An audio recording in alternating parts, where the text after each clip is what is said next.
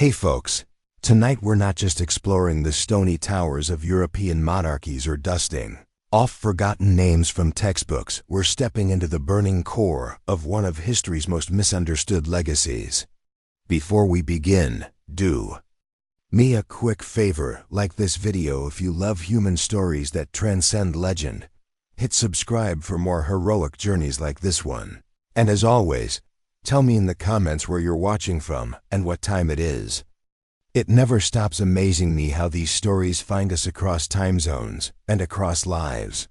Now, let the wind sweep you back in time. The air is warm with the scent of wild rosemary and sweet olive trees.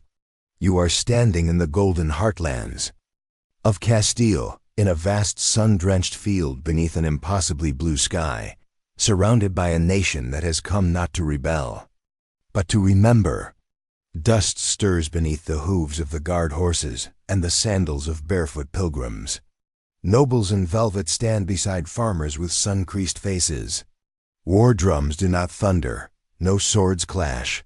The silence here is thick holy, almost because something far more rare than war is about to happen, something sacred. And then, through the murmuring of the crowd, a lone figure steps forward, a woman, draped in a plain black gown, worn not for mourning alone, but for memory and for resistance. Her hair, no longer braided by royal handmaidens, flows freely in the wind like a battle standard. Where others see an old queen, weary and frayed, history begins to see something else, a survivor. A storm.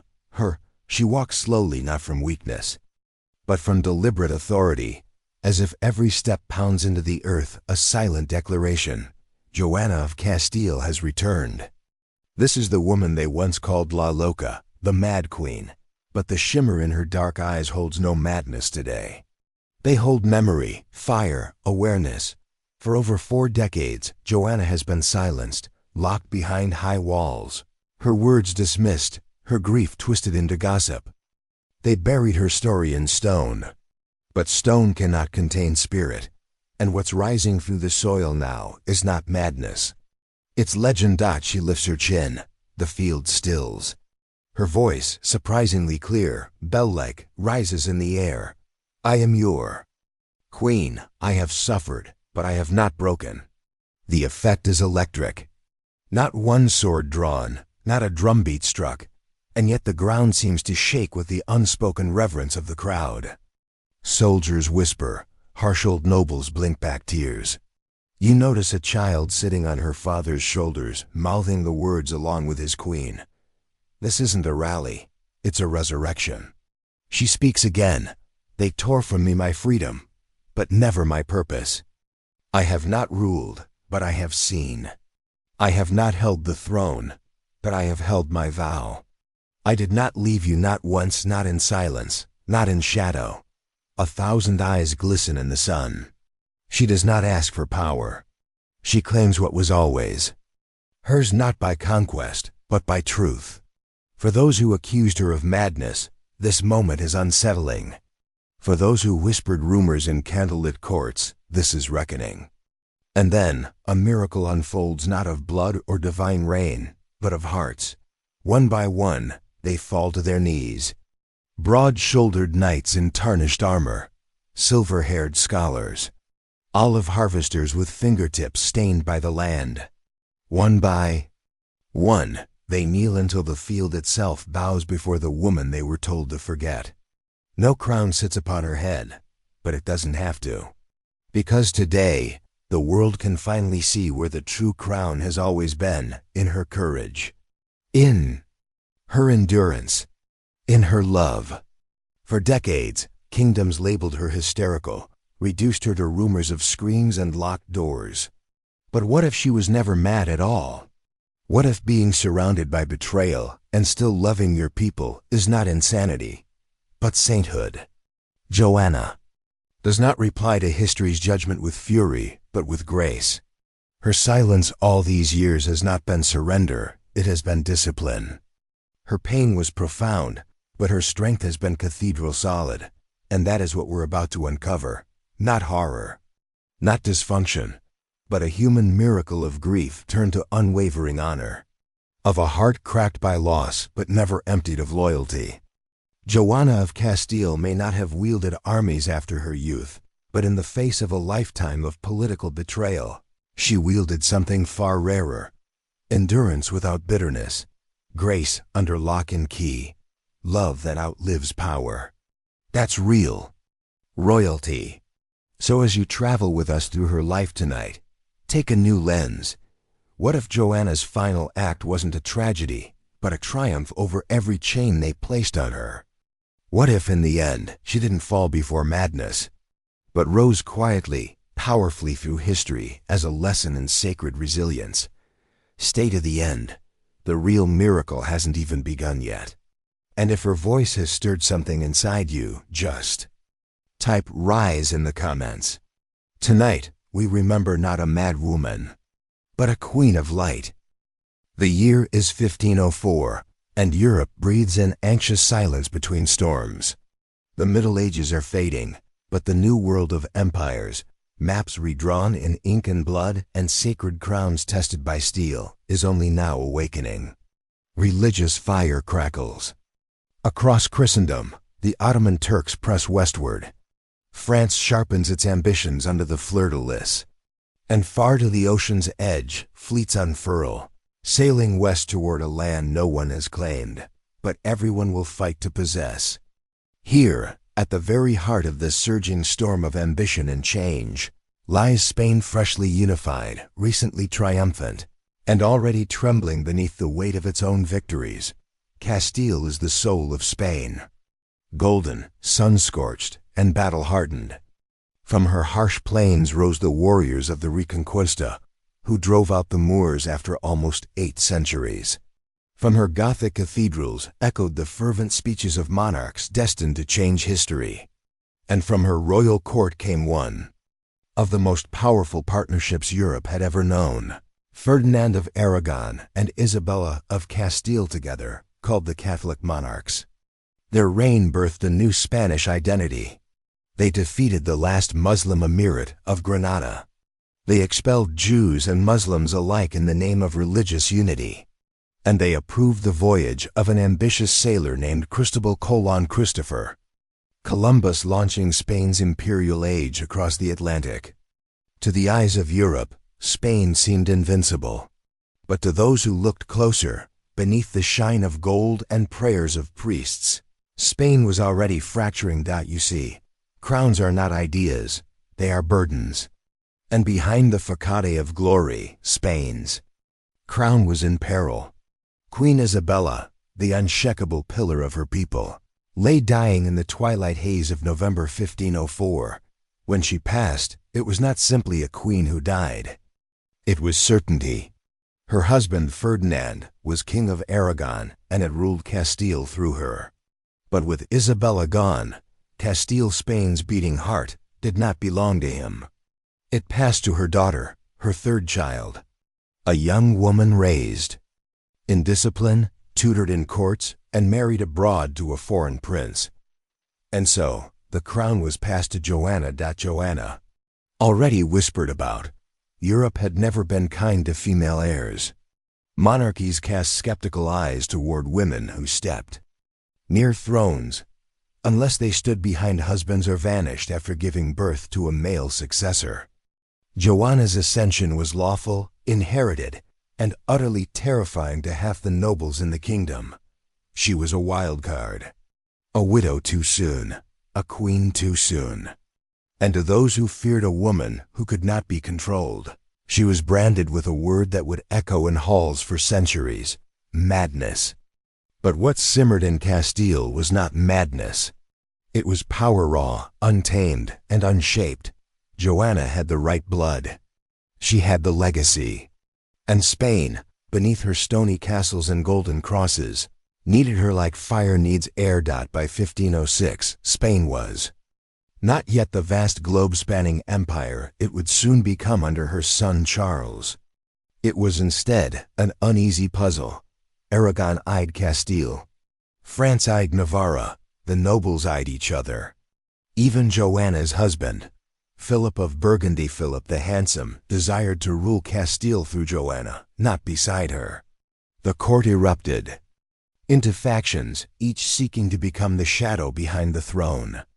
Her father Ferdinand declared her mentally unstable and stripped her of governance. Her foreign in-laws whispered to the Holy Roman Emperor, warning of instability in Spain. Suddenly, the wars had turned inward. Power was no longer being fought over on fields with swords. It was crumbling behind velvet curtains. Intrigue, whispers, and locked tower rooms became battlefields in their own right. Joanna, crowned Queen of Castile through the will of her mother and the law of her realm, stood at the epicenter of a kingdom tearing itself apart. And still she endured. Trapped between courts that sought to puppet her, a father who betrayed her, a husband who abandoned her love, and advisors who labeled her temporarily useful at best, she never surrendered the idea that she, christened by God and blood, was queen. From the friars in the countryside to the struggling farmers in Toledo, one thing was clear. The people still whispered her name, not La Loca, but La Reina. They feared her madness less than they feared corrupt noblemen, dancing on strings pulled by foreign puppeteers. In Joanna, they saw not weakness but inheritance. In her eyes, they saw her mother's fire. And whether she ruled from marble throne or iron cell, they remembered, she is ours. But Spain was not ready. Not yet. The world still turned by men who crowned their dynasties through marriage, not merit.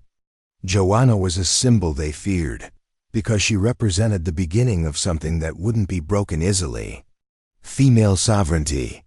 A monarch who ruled not as consort, but as catalyst.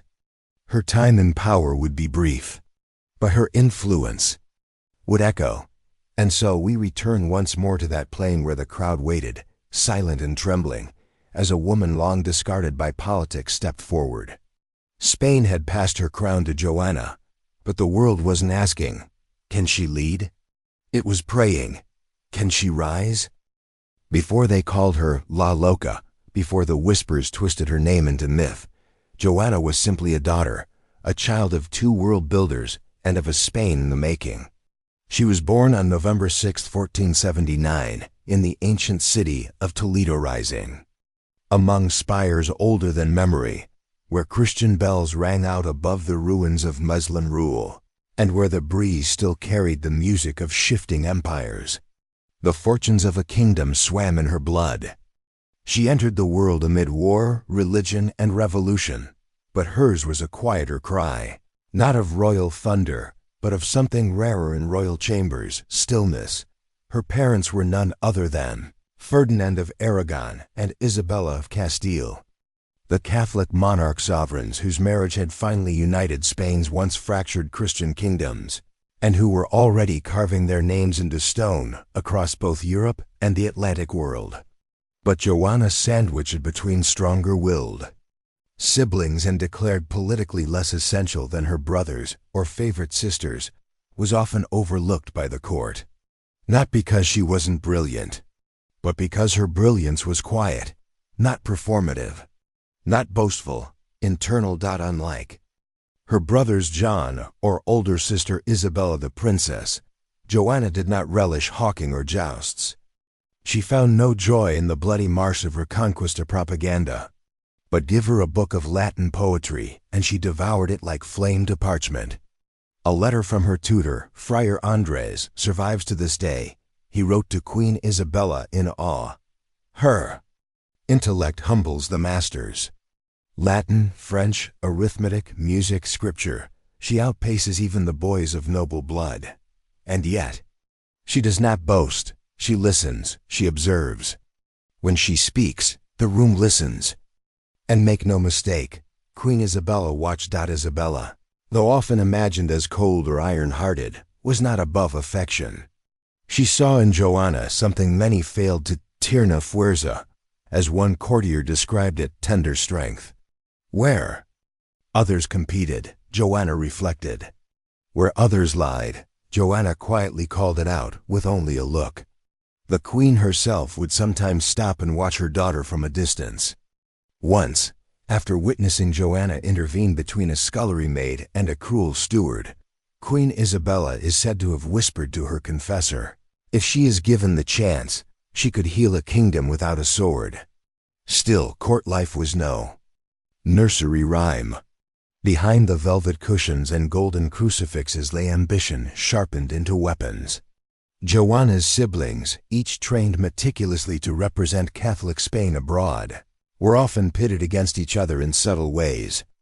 With every marriage promises came divided loyalties. Joanna was betrothed young, barely 15, to Philip, Archduke of Burgundy, not out of love, not even politics initially, but strategy. Spain wanted to bridge itself with the Holy Roman Empire. Joanna would be the bridge, but this flame-haired princess from Castile was never just a pawn. Even from youth, her sense of justice was relentless. When she learned a noble family in Granada was hoarding food after the Reconquista siege, she demanded it be confiscated and redistributed to local families. Her demand shocked even Isabella, but the queen allowed it. "Let her act as a ruler," she said, "for one day soon she may find herself tested." And that test would come. Joanna's inner world was vibrant. Her letters to her confessor are filled not with the drama of royal parties or complaints of boredom, but philosophy. She pondered the meaning of kingship, of suffering. In a line she wrote at age 11, long before tragedy would touch her, she mused, "If a ruler suffers and still serves, then they are more royal than all who wear crowns in comfort." That one sentence, casually written in an adolescent's hand, would one day become her entire legacy. Despite her introversion, she bonded closely with her older sister, Isabella, a fiery and devout soul. Their letters reveal a deep affection too. Daughters of empire discussing love, God, and the fear of isolation that all royal women are taught too early. It was also Isabella who taught her, in Joanna's words, how to laugh without permission. That spark of joy, the quiet, private kind, gave Joanna her earliest resistance against the cold machinery of court life. Still, the storm gathered. When Joanna was 16, she bid farewell to Spain and traveled north to the Low Countries, where her husband awaited. It was to be an imperial marriage, the daughter of Spain uniting with the House of Burgundy. The Spanish court wept politely. Joanna wept privately. Her mother pulled her close at the port and whispered, "You go not as daughter, but as kingdom. But remember, your name is more than wife or queen. It is daughter of Castile. Never forget what lies behind you." And she never would. The winds blew colder that day, in the sails of her ship, in her bones. She stood on that deck not as a child, but as a young woman suddenly carrying an empire's future across seas. Somewhere in those waves that rocked the ship and blurred the horizon, something else was born inside her, that quiet, stubborn, ceaseless thing we now try to describe in one word. Some called it grace. Others called it madness. But maybe what really lived in her heart that day was something both simpler and more powerful: resolve. The ship groaned as its keel cut through the colder waters of the English Channel, and as its mast strained north toward Flanders, Spain's young princess Joanna stood at the railing, face to the wind. Behind her, Castile faded into memory. Ahead of her lay the court of Burgundy, drenched in gold, steeped in elegance, and absolutely brimming with danger. She was only 16, but already a queen the dash-making Burgundy, the southern jewel of the Holy Roman Empire, was no tranquil landing place. It was a political theater dressed like a fairy tale. Silken halls and candle chandeliers gleamed upon ceilings painted with heaven, while below, whispers of jealousy and ambition slipped between noblemen like knives through lace. Philip, the handsome Archduke of Austria, heir to the vast Habsburg inheritance, ruled here with unmatched charm and dangerous vanity. Joanna came as his bride, sent by her parents to cement one of the most powerful alliances of their age. But she was never meant to conquer here.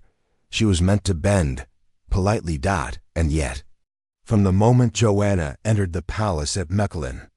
Golden embroidery catching the firelight and Castilian Spanish riding the stone corridors like a storm. She commanded attention. Not by shouting, not by spectacle, but by being unapologetically real. She greeted servants before lords. She memorized names. She asked the knights how they felt about war, not how many foes they'd slain.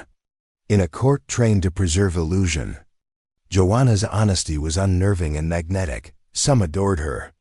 Others plotted. And one betrayed her. Philip called the handsome by Europe's swooning nobility. Philip was undeniably beautiful, tall, blonde, and imposing. His charm was effortless, his ambition anything but. Though he greeted Joanna with regal grace and sweet speeches, the truth soon cut through like winter wind. He had no intention of loving her. He wanted her crown, not her heart. The heartbreak was sharp, raw, especially for one whose love was unconditional from the start. Joanna's passion had bloomed fast.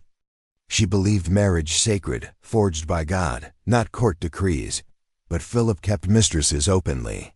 His advisors whispered poison about Joanna's moods, and when she confronted him, he dismissed her with a smile and an ambush of silence. But here's where most stories end. Tragic queen. Poor girl, broken beauty. Not this one. Joanna did not break. She learned. Where Philip mocked, she gathered allies. Where mistresses whispered lies, she stayed loyal to the truth. She refused to let her dignity be decided by unfaithful men. And while her marriage disillusioned her, her mission crystallized. She would rise, not as an ornament, but as a ruler. And for that, she needed to sharpen her blade, not the steel kind, but the tools of politics, negotiation, and quiet leadership. That last. Her first mentor came not from nobility, but faith. Sister Beatriz, a Spanish nun who had joined her court, became a beacon of peace. Where courts advised vengeance, Beatriz offered clarity. There are wars no sword can win, she once told Joanna, and justice sharpest in those who suffer and still serve. Under her guidance, Joanna prayed not for favor, but for strength. That quiet strength became everything. She began to keep a journal of wrongs, not out of bitterness, but out of strategy, not to weep over them, but to learn from them. Her second guide came from the battlefield of diplomacy. A Castilian courtier named Don Juan Manuel, who had served her mother, saw in Joanna terrifying potential, not because she was loud, but because she listened first and deeply. He taught her how to read silence, how to notice allies and how someone poured your wine or placed a hand too low too fast, how to detect shifting alliances days before the letters made it official. He trained her in the quiet chessboard of court, where kings fell because they blinked one moment too slowly. With these mentors and an increasingly sharp mind, Joanna began to assert herself in what little governance she was allowed. She intervened in cruel tax rulings. She advocated for better court wages for servants. Once, when a Dutch nobleman tried to humiliate a Spanish attendant before the chamber, Joanna confronted him publicly, not with rage, but with a question that nailed into the wall with its calm. Would you abuse him so easily if I had a crown already on my head? Soon after, that noble resigned. Still, power the true kind remained elusive. Her popularity in Flanders itself was growing. People marveled at the Castilian queen who did not see themselves as lesser, who toured their towns and spoke plainly, who wept when children starved. And yet every step forward brought new barriers. Advisors in the Habsburg court began circulating letters about her emotional instability, taking minor outbursts and inflating them into tales of madness. When Joanna grew ill from stress, it was labeled hysteria. When she argued against mistreatment, it was called unreason. The smearing had begun, but beneath it all, Joanna's resilience was cementing. She began writing more often to her mother. In one surviving letter, Isabella praises her daughter's discipline and strength. I see in you the Castilian steel I prayed would pass through my blood. Remember always our crowns are not ornaments, they are burdens. You are becoming ready to carry one. And she was dot by the time Philip and Joanna were sent back to Castile in 1506 to claim her inheritance after Queen Isabella's death. Joanna was no longer just a girl with a broken heart. She was the daughter of Isabella, the voice of Castile. And soon, she would face the greatest decision of her life, not behind closed doors, but before a nation waiting to see if she would rule or be ruled. What no one knew was that Joanna's greatest strength was just awakening. The trials had built her, not with rage, not with cruelty, but with clarity. And beneath it all, she carried one unshakable truth through every betrayal, every whisper of madness, every silken trap of power. Was born to serve my people. And though the world may fear my voice, it will still hear me.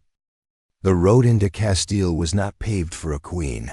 It was riddled with betrayal. In 1504, Queen Isabella of Castile died, and all of Spain looked not at Ferdinand, her stoic husband, but across the sea to Joanna.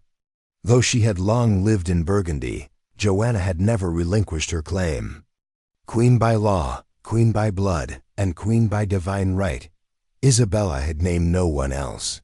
And so, the crown of Castile passed not to a man, but to a woman. A woman the world was still trying not to understand. Philip the Handsome saw an opportunity. He was not Spanish. He had no legal right to rule Castile. But he was her husband, and in his mind, that meant owner. As Joanna and Philip arrived in Castile in 1506, they were not greeted with open arms, but with cold calculation.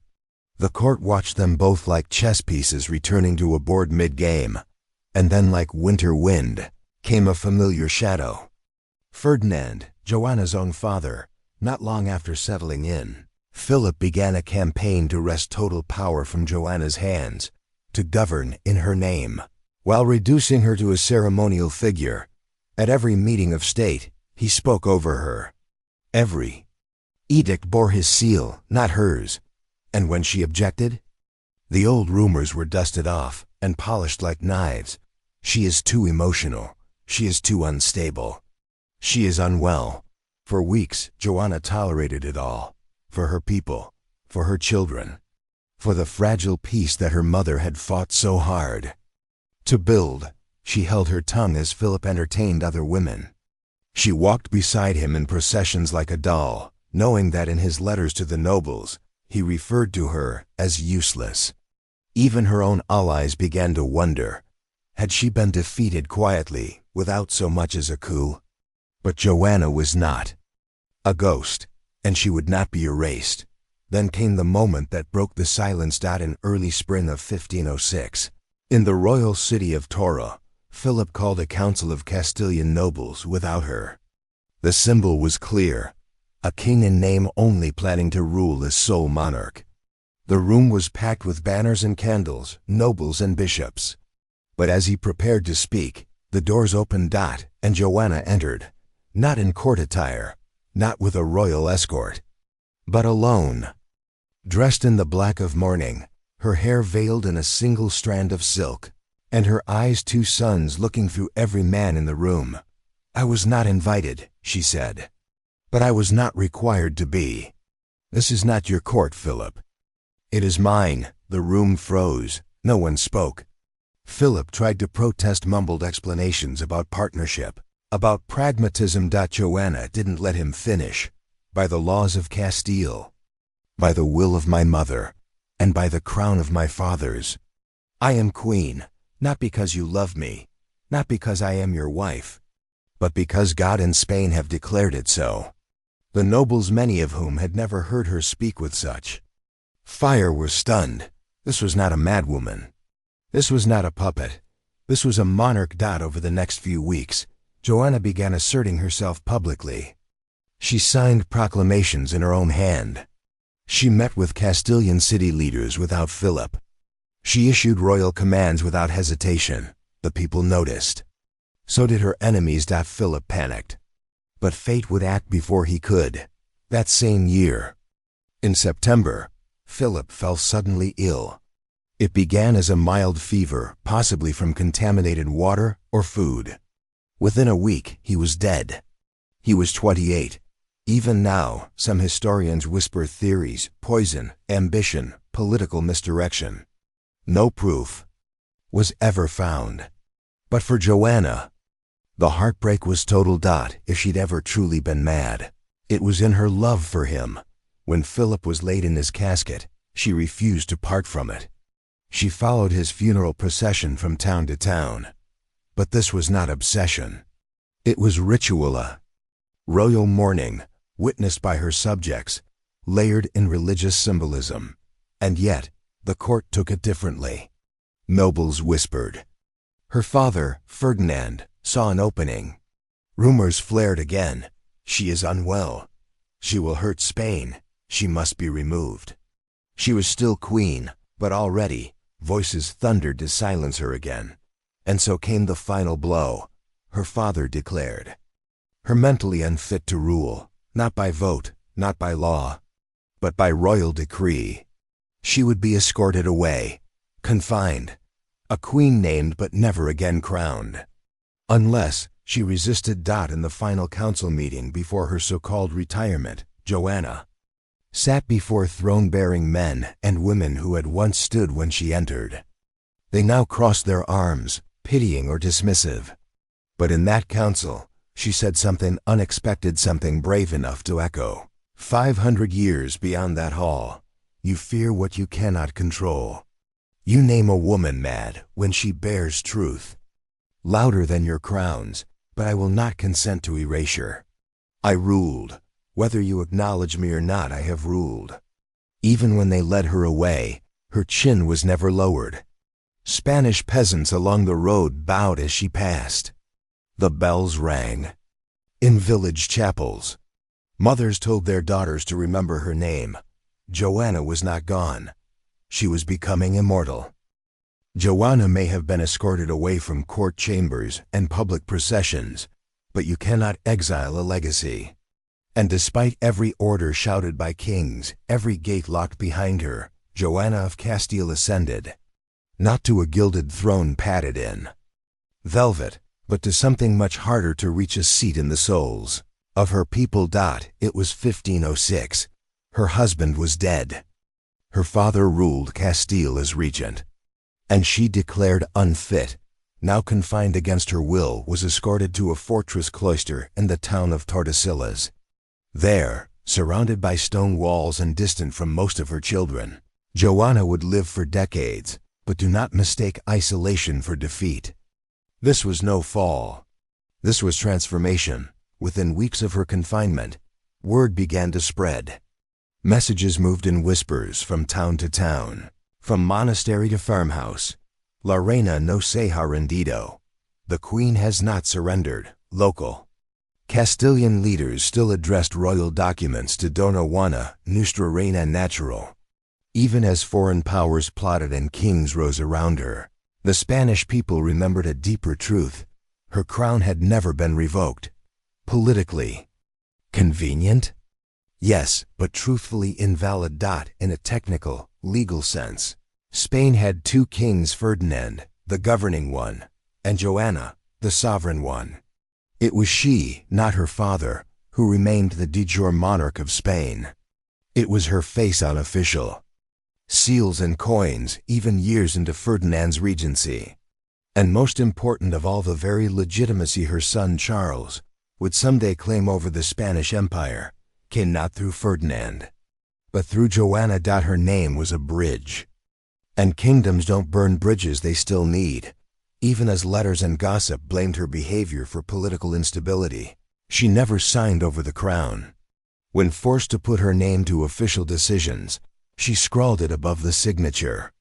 Block, not below, yo la reina. Me, the queen. A simple defiance. Ink instead of sword. But it echoed louder than whole armies ever could. In private prayer and quiet conversation with her few trusted attendants, she continued to rule in the court of principle. She kept up with world news. She asked after her people's suffering. She remained informed of storms and famines, of rebellions and reforms. And what may seem incredible is that many visitors, even royal ones, often found her mind sharper than ever. One French ambassador, after meeting her under permission from Ferdinand, wrote back home, "She walks beneath the weight of silence, but there is fire in her manner. I expected ranting, I found reason. I was told she hallucinates, I found her quoting Seneca.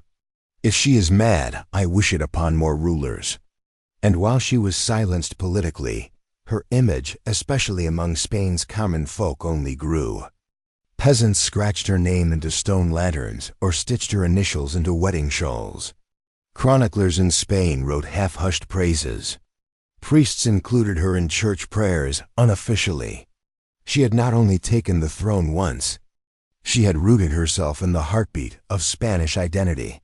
Even the Holy Roman Empire, where her Habsburg in-laws fumed and schemed, needed her. When Charles, her son, later became emperor, he did so not just through blood from his father Philip.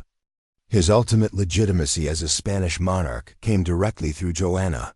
She was the shield arm of Castile. Without her, Charles was an Austrian outsider. With her, he was the son of Spain. This, too, was Joanna's triumph, perhaps her most poignant victory, though, was not dynastic or symbolic. It was maternal. One by one, 5 of her 6 children grew into rulers and queens across Europe.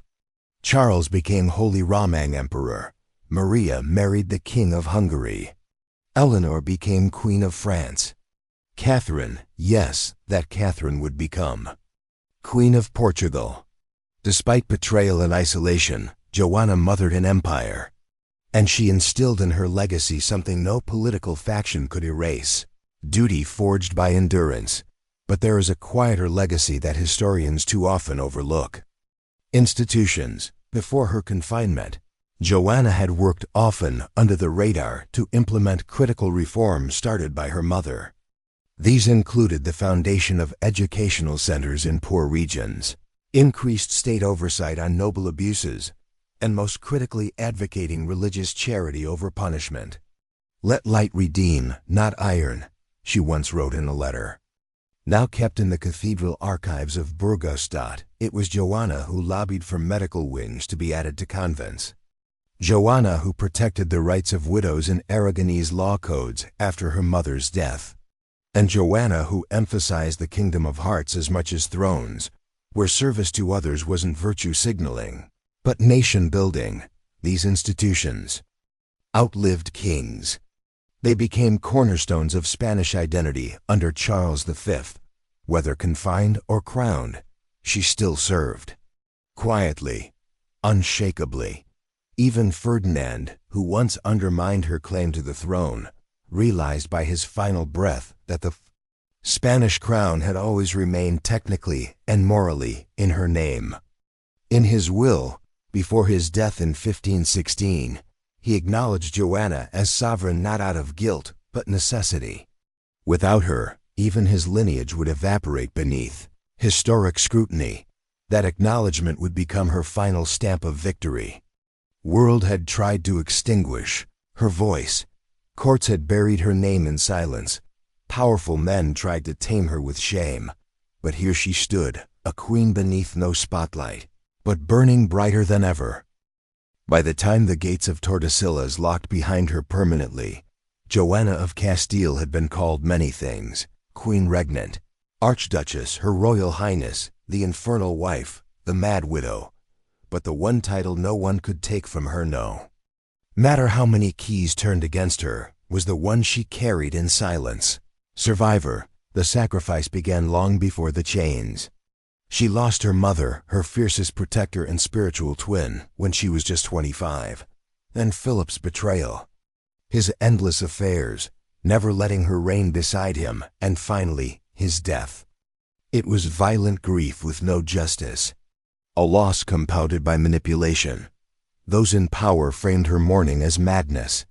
They mocked her devotion to his remains. Her love, real and raw, became political fodder. That was the first great cost. To love deeply and be punished for it. her father, Ferdinand, afraid of her popularity, unwilling to let go of Castile, moved swiftly to isolate her. He convinced the nobles that Joanna was mad, that Spain could only be saved by his regency. She was escorted to Tordesillas as though for convalescence. But she would never leave. And then came the second cost, being erased from the world, but refusing to withdraw from herself. Imagine it, the woman chosen by Isabella, the rightful queen, shoved into a damp fortress in the countryside, a prison dressed as a residence. Guards changed regularly, sworn to keep her safe. Her ladies-in-waiting were loyal at first, defiant at times, but one by one they were removed. Her world narrowed to stone walls, barred windows, and rumors outside them branding her mad. And yet she organized the chapel. She kept a routine.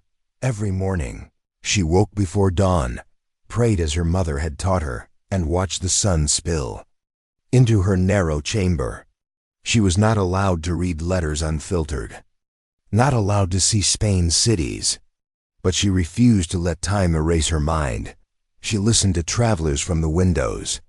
She asked attendants for news. Watchers noted that she sometimes stood for hours, holding scripture and whispering verses to herself, not in desperate muttering, but in discipline. Over the years, she grew increasingly distanced from her own children. Charles, her eldest son, was raised by advisors in Flanders who were told by Philip's handlers that Joanna was unstable. Joanna sent messages to see him. No replies came. That was the third most unbearable sacrifice. A mother denied her children. And yet, she never stopped calling herself their mother.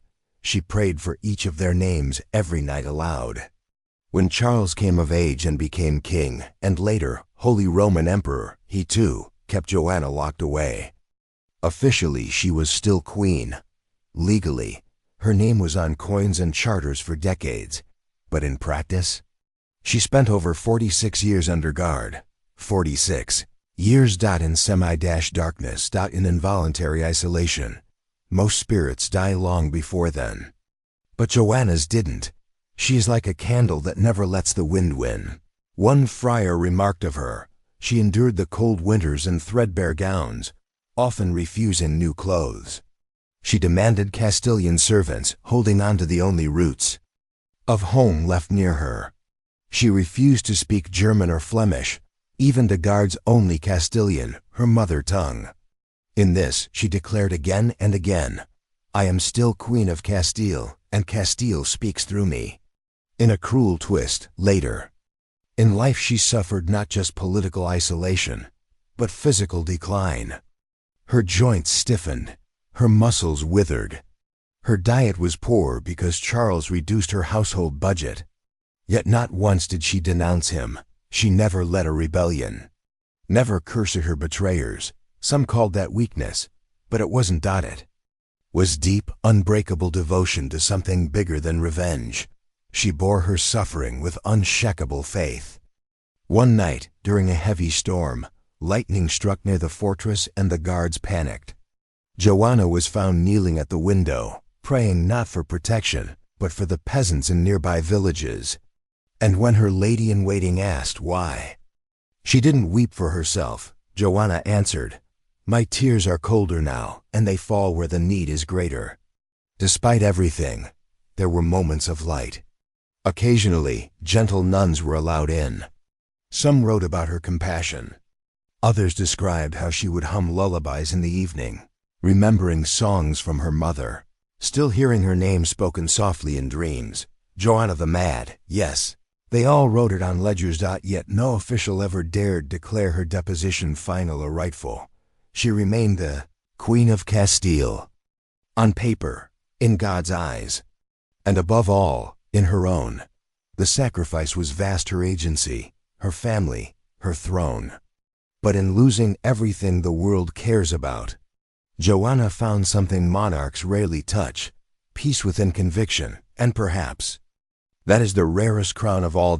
Not a golden piece placed on one's head, but an identity no one can steal, no matter how many decades pass in stone. History often tries to measure greatness in victories, the lands conquered, the treaties signed, the cities taken and renamed. But sometimes legacy doesn't come from what you seize. It comes from what you protect. And in the shadows of Tordesillas, Joanna the Mad Juana la Reina defended something far greater than territory. She preserved legitimacy principle dynastic order so strong it carried Spain into its golden age, not by force, not by decree, but by simply remaining, by surviving, because the truth was this: even when Joanna was locked away, the kingdom still needed her. Her existence, however, cloaked in rumors and seclusion, was a living thread between the reign of Isabella and the rise of the Spanish Habsburgs. Without her, there was no bridge. Her son, Charles, knew this. When Ferdinand died in 1516, Charles inherited the crowns of both Aragon and Castile. He was just 16. Theoretically, he now ruled over a united Spain. But he was born in Flanders, spoke little Castilian at the time, and was seen as a foreigner by many in the Spanish court. He needed more than power. He needed legitimacy. So what did he do? Instead of declaring himself king alone, Charles ruled jointly with Joanna. That's right. For the next 2 decades, every royal decree issued from the Spanish court bore 2 names: Carlos Juana, Reyes de Castilla. He kept her title intact. Her crown held her name side by side with his, even if she never held a scepter again. Why? Because, to the people of Castile, Joanna never stopped being queen. No matter how much Charles's advisors whispered in his ear, no matter how many they tried to erase her in practice. On paper, in form, by law, she remained sovereign, and in doing so, Joanna achieved something extraordinary. She helped stabilize a fragile, chaotic transfer of power and turned it into something future monarchs would base their rule upon. She spiritually anchored what would become one of the greatest empires Europe had ever known. A woman imprisoned, but whose name all rulers still had to use to legitimize their power. Charles, to his credit, understood the quiet strength his mother had protected. As he aged, he began referring to her less as Madwoman and more as Reina Santa, the Saint Queen. It was under his name and her presence that sweeping reforms spread through Spain. He reinforced legal protections for the poor in Castile. He restored institutional funding for hospitals and universities, many of which were originally proposed by Joanna or Isabella. He gave women greater rights in inheritance and property, not equality, but beginnings. These weren't only his ideas, they were Joanna's legacy executed. In letters uncovered later in Charles's reign, he admitted that his sense of justice came not from chancellors, not from generals, but from the dormant fire and faith passed down by his grandmother Isabella and kept alive by Joanna. And even if she was hidden, Joanna shaped her son more than any counselor ever could. Let's pause on that for a second. She could have turned bitter. She could have cursed him publicly. She could have fueled rebellions. Through letters, demanded armies break her free, but she didn't, because Joanna had already won the long game. The throne was still hers in name. Her memory was still noble in the hearts of the people. And every Habsburg, from Charles onward, would have to carry her name to carry their crown. That was her final reform, bending history toward justice, not in bursts, but slow like sunrise, softer than steel, stronger than silence. In the quiet chapel of Tordesillas, she continued to pray daily. For her people, for her kingdom, for her son. Not as a victim, but as a monarch.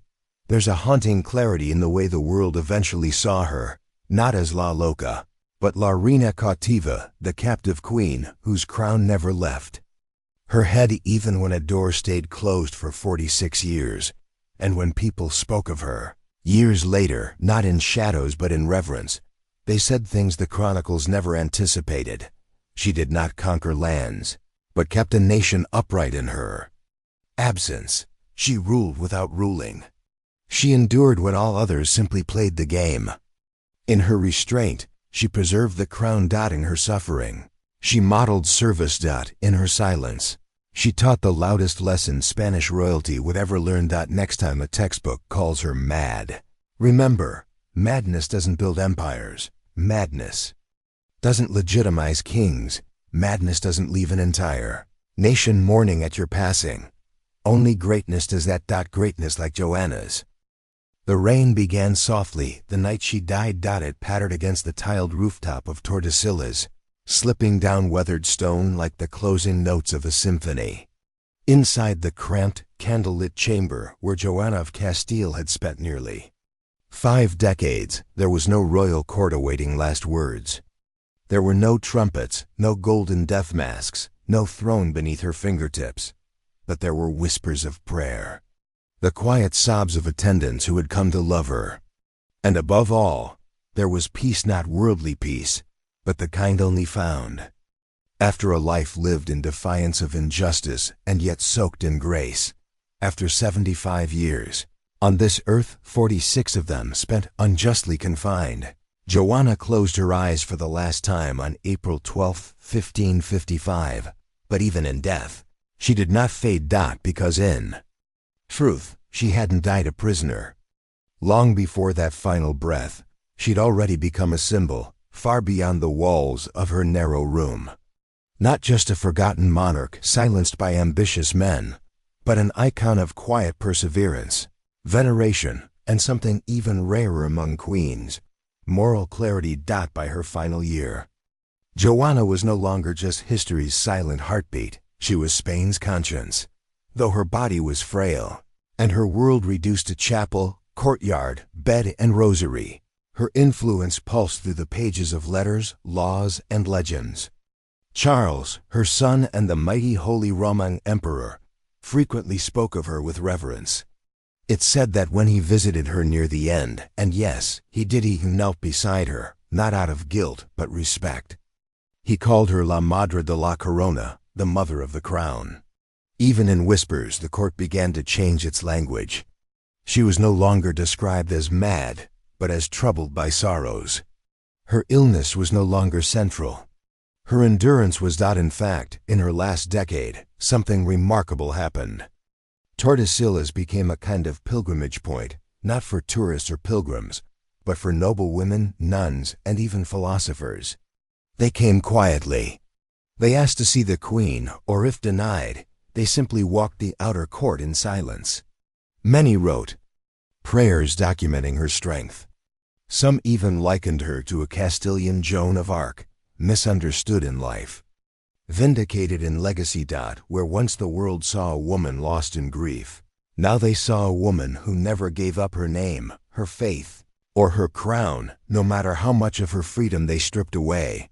Where once the world remembered madness, now they admired martyrdom. As news of her death spread, bells tolled across Spain, first in Castile, then in Valladolid, then Seville, Granada, and Aragon. Priests read masses for the Queen of Sorrows. Sailors whispered blessings to her memory before crossing the Atlantic. Some wrote poems. Others wept. The mourning was not politically ordered, it was organic. It rose the way waves rise after storms, quietly, rhythmically, with weight. Because, for the people of Spain, she had always remained the queen who didn't abandon them, even when everyone else had abandoned her. And how do you bury such a woman? In stone alone? No, you bury her in continuity, compassion, and nationhood. Her influence lingered in the very foundations of Charles's empire. He remembered her simplicity in his own final years, when he abdicated power and chose silence too. He remembered her faith, which endured longer than any war campaign. And in their surviving correspondence, few as they were, a thread of love runs beneath the politics. He did not always serve her well, but he never forgot she was the foundation of his rule. Her moral architecture survived within. Spain's institutions, hospitals were named in her honor. Convents she had funded continued to run long after her final prayer. Education reforms she had set in motion were passed under her name, even from her room in seclusion.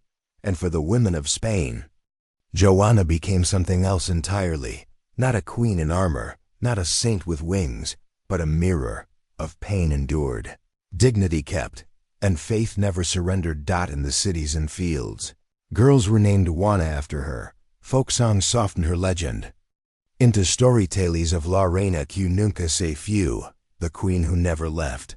And within convent walls, her story blossomed into sacred lesson that injustice is not answered with fire, but with presence. Joanna was never dethroned. She simply stood too powerfully for the world of men to handle, and so they locked the doors.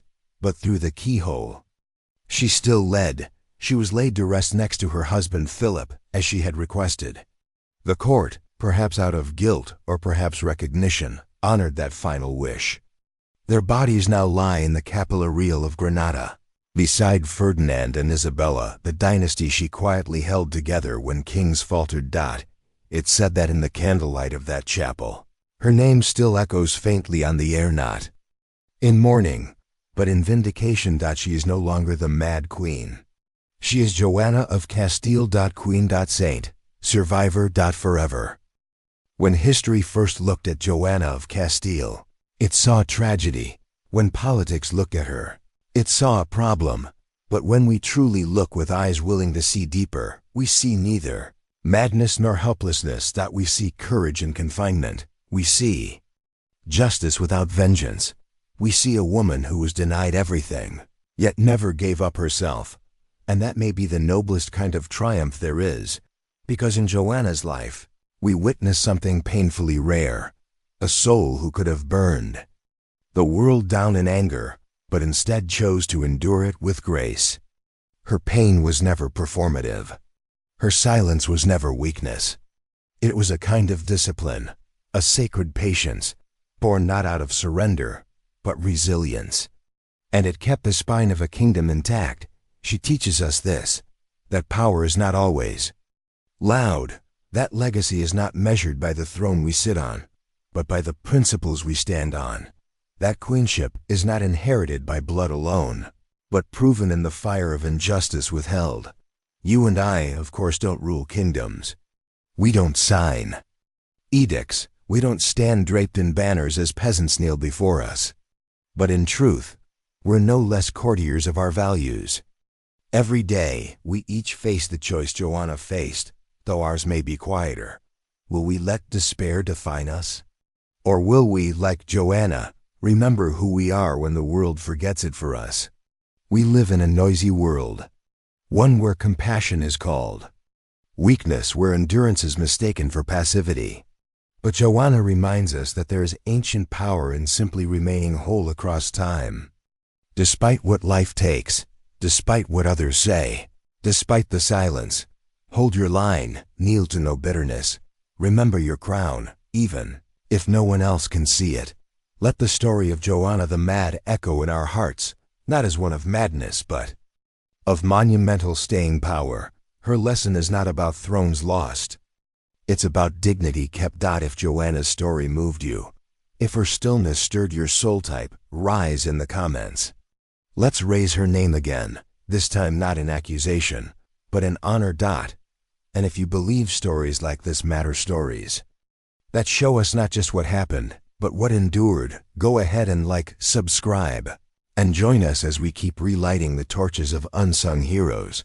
Because forgotten queens are only forgotten until we say their names again, not mad, not lost. But eternal. Thank you for watching. Until next time, stay noble, stay brave, and never let the crown inside you fall.